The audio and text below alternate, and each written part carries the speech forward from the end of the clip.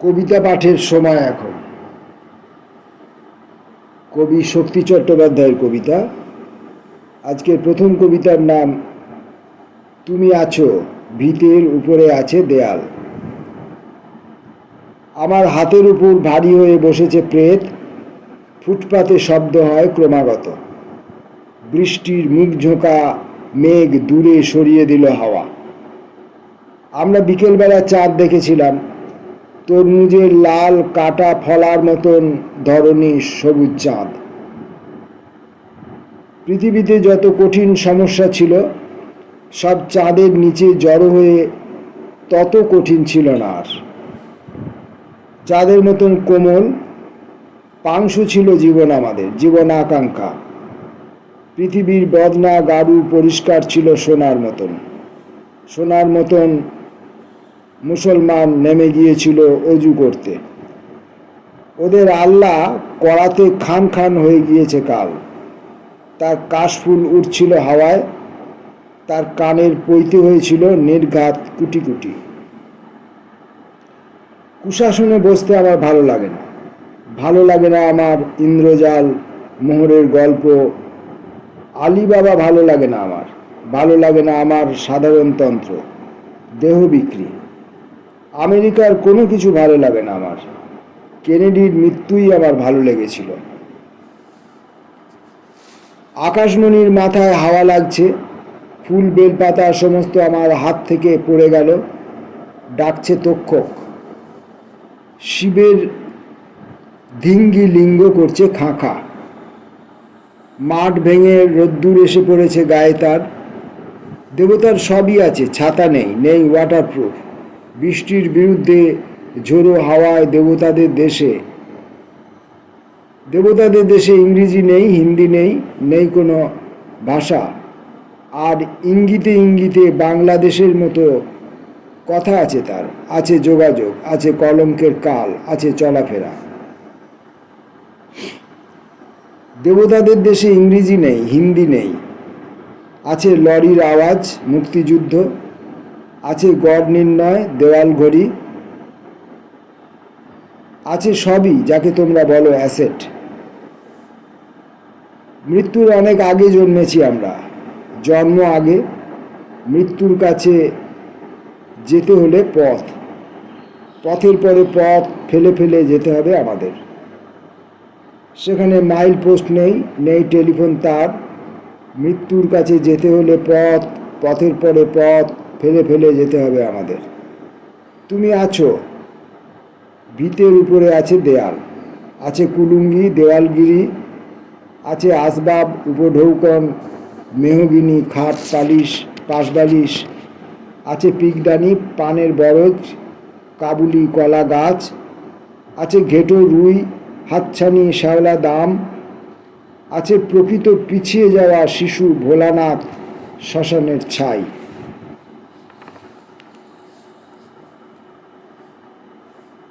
তুমি না দিলে আমার কিছুই নয়, কেননা তোমায় আমি বিবাহ করেছি। তোমার খেয়েছি লালাক, কেটেছি পকেট, ডবলের খাঁজে উপুর করে দিয়েছি পাউডার কৌটো। তোমাকে ভালোবেসেছি, ভালোবেসেছি যেমন করে কুকুর ভালোবাসে, যেমন করে মশারির গর্তে গর্তে মশা বসে যায় মৌমাছির মতো মাংসাশী। পৃথিবীতে বাঁচার কোনো প্রয়োজন ছিল না। বৈতরণী পার হয়ে তারাপীঠ যেতে হয়। আমাদের ইঞ্জিন, আমাদের লাল হলুদে মেশা বগিগুলি ফেলে গিয়েছিল পথেই। শান্তিতে কিছুদিন বিদেশ থাকা চলে। দেশের অদ্ভুত গোলযোগ বিড়ম্বনা ভালো লাগে আমাদের চিরদিনই। গাধা ভালো লাগে, ভালো লাগে রাদার ওপরে কাঠ বরফের কুচি। পরিপ্রাণহীন খাটা পায়খানা ভালো লাগে আমাদেরও। আমাদের দেশের যা কিছু আছে, পেঁপে গাছ ভালো লাগে আমাদের। আমরা সুখী।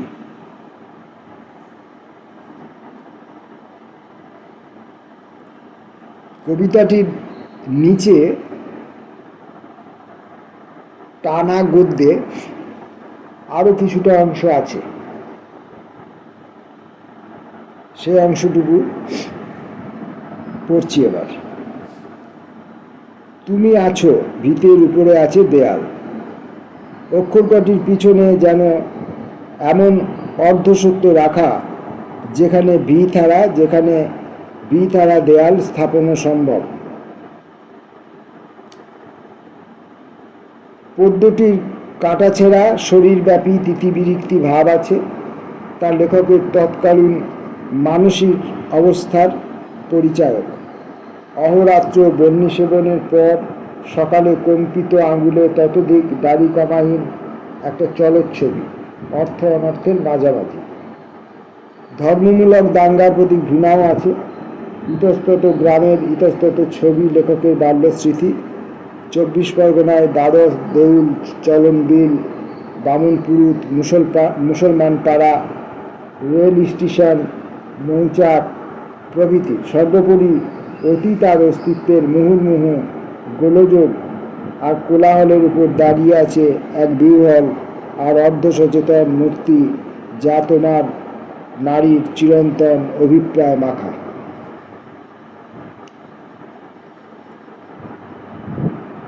এই অংশটুকু আলাদা করে ব্র্যাকেটের ভেতরে লেখা আছে। আমি বুঝতে পারছি না এটা কবিতা সম্পর্কে এই অংশটুকু কবি স্বয়ং লিখে গেছেন কিনা, অথবা এই কবিতাটি সম্পর্কে অন্য কারো বিচার বিশ্লেষণ চিন্তাধারা কিনা, সেটা বুঝতে পারলাম না। যা লেখা আছে সেটা পড়লাম। জন্মে থেকেই মাটির উপর আছাড় খেয়ে পড়তো। ফাটতো মাথা, ছিঁড়তো হাতা জামার, উঁচোয় উঠে ভয় পেত সে নামার। নামতে গিয়ে বন্ধ চোখে হোঁচট খেয়ে পড়ত। এমনি করেই ভাঙতে কবে দিন ফুরলো, সন্ধে যখন হবে, একাকী এক গাছ ছিল, তার মাথার ওপর চড়ত। এছাড়া আর কাজ ছিল না কোনো। খানিক চোখের দেখা এবং খানিকটা দুঃস্বপ্ন। বাগান, পুকুর, উঠোন জুড়ে গেরস্তালি গড়ত। কিন্তু সে তো জন্ম থেকেই মাটির উপর পড়েছে, বস্তু থেকে নিচ্ছে বিকাশ, আর কিছুটা গড়ছে মনের মতন, বনের মতন, যেমন লোহায় মরছে, এবং সে তো জন্ম থেকেই মাটির উপর পড়ছে।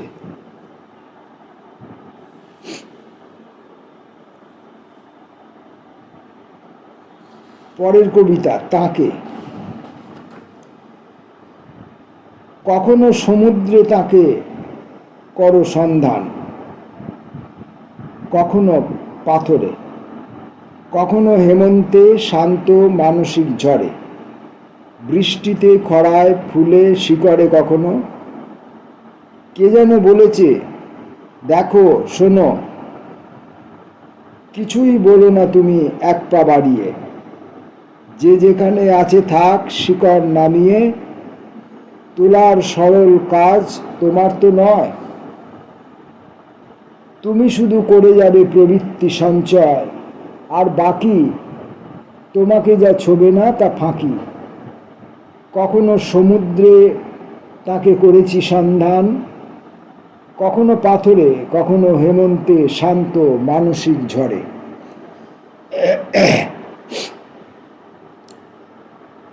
শক্তি চট্টোপাধ্যায়ের কবিতা পড়ছি। জল পড়ে। সূর্য যায়, সূর্য ডুবে যায়, তখন দরজায় জল পড়ে। কে যেন ছড়ায়, শাঁখ বাজে, দুধধুনা পড়ে। কয়েকটি বাদল পোকা কেন যেন ওড়ে। ওদিকে মাঠে হাঁটে চাষা, আকাশেও সোনালি বাতাসা। জল পড়ে বুকের ভিতরে, দুরন্ত বাদল পোকা ঘুরে ঘুরে ওড়ে। জল পড়ে, শুধু জল পড়ে। রক্তের দাগ। বিষণ্ণ রক্তের দাগ রেখে গেছে অন্ধকারে ফেলে। বিষণ্ণ রক্তের দাগ রেখে গেছে অন্ধকারে ফেলে। মুন্ডহীন তরুণের উজ্জ্বল বিমূঢ় এক দেহ।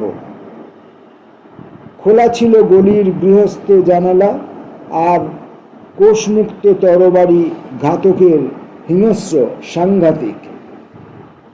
একটি জিজ্ঞাসা নেই ওই দৃষ্টিহীন দর্শকের, চোখে বা কণ্ঠেও নেই একটি অস্পষ্ট উচ্চারণ। কেন এই নিদারুণ হত্যা? কেন মায়াহীন ক্রোধ? এই বাল্যকালে ওই আমার সন্তান কি করেছে? কোন অপরাধে এক প্রাণবন্ত জীবন্ত আধারে? ব্যক্তিগত স্বার্থে নয়, ও শুধু বিপ্লব দোষী।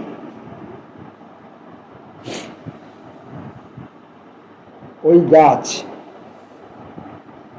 একটি নিষ্পাপ গাছ আমাদের মাটিতে বসেছে, বাস্তুর নিকটে আছে, বুক ভরা মায়ার নিকটে। পিতৃপুরুষের স্নিগ্ধ স্মৃতির মতন কেশপাশ এলিয়ে রয়েছে ছায়া সীমাহীন রোদের ভিতরে, যেন ঠান্ডা প্রেম তার কুয়োতলা নিয়ে আছে কাছে। মানুষের অগোছালো শান্তি ও অগ্নির পারম্পর্য মেনে নিয়ে প্রকৃত চিন্ময় রূপ তার। ওই গাছ আমাদেরই মাটিতে বসেছে। শক্তি চট্টোপাধ্যায়ের কবিতা পড়ছি। তিনি এসে উঠেছেন। আমি জানি দিনের সংস্পর্শে তাকে চিরদিনই দেবেন বিদায়। তিনি এসে উঠেছেন আমাদেরই নিবিড় বাড়িতে। তার জন্তু একটি অস্পষ্ট ধূপ জ্বেলে দেওয়া ভালো। এইখানে তার জন্য বেঁধে রাখা একটি হরিণ ওই গাছে। হরিণ সম্পর্কে আমি কিছুদিন লেখাপড়া করেছি বিস্তর। হরিণ সম্পর্কে আমি কিছুদিন গণ্ডগ্রামে ঘুরে চাষিদের হরিণের ঘাস খাওয়া এবং না খাওয়া দেখেছি যথেষ্ট। আমি তার মানে এই লক্ষ্যহীন ভালোবাসাবাসী থেকে পূর্ণ থাকা অথবা না থাকা। শক্তি চট্টোপাধ্যায়ের কবিতা পাঠের আজকের সময়ে আপাতত শেষ কবিতাটি, পাথর গড়িয়ে পড়ে গাছ পড়ে বোধে। হঠাৎ হারিয়ে গেল এলোমেলো হাওয়া ভুল চাঁদ, তার নিচে দাঁত খুলে খোয়াই পেতেছে নীল ফাঁদ। বনের ভিতরে হিংস্র জন্তু আছে, মানুষেরা আছে, গাছের শিরার মতো সাপ আছে জড়িয়ে সেখানে। এখন কোথায় সে কে জানে, এখন কোথায় সে কে জানে। তাকে ছন্ন ছাড়া করে অগ্নির গণ্ডূষ মানুষের সব হুঁশ ছেড়ে তাকে পাথর করেছে। পাথরের খেলাধুলা নদীর ভিতরে, নদীতে কোথায় সে কে জানে, নদীতে কোথায় সে কে জানে। খুঁটিয়ে দেখেছি বন বনাঞ্চল গাছের শিকড়ে, যদি সে আনন্দ কিছু করে। গভীর রাত্রের খেলা যদি তাকে পায়, আমোদ বিন্যস্ত থাকে লতায় পাতায়। যদি তাকে টানে এই প্রান্ত থেকে ভুল চাঁদ অন্যখানে তাকে পাওয়া। কেন বা সন্ধান দেবে এলোমেলো হাওয়া। ইন্দ্র ইন্দ্র ইন্দ্রনাথ প্রতিধ্বনি ফেরে, বিপুল অসহ্য শব্দে ভাঙে নির্জনতা। পাথর গড়িয়ে পড়ে গাছ পড়ে বোধে, মানুষ হারায় তা কি মানুষেরই ক্রোধে। আপাতত এই পর্যন্ত।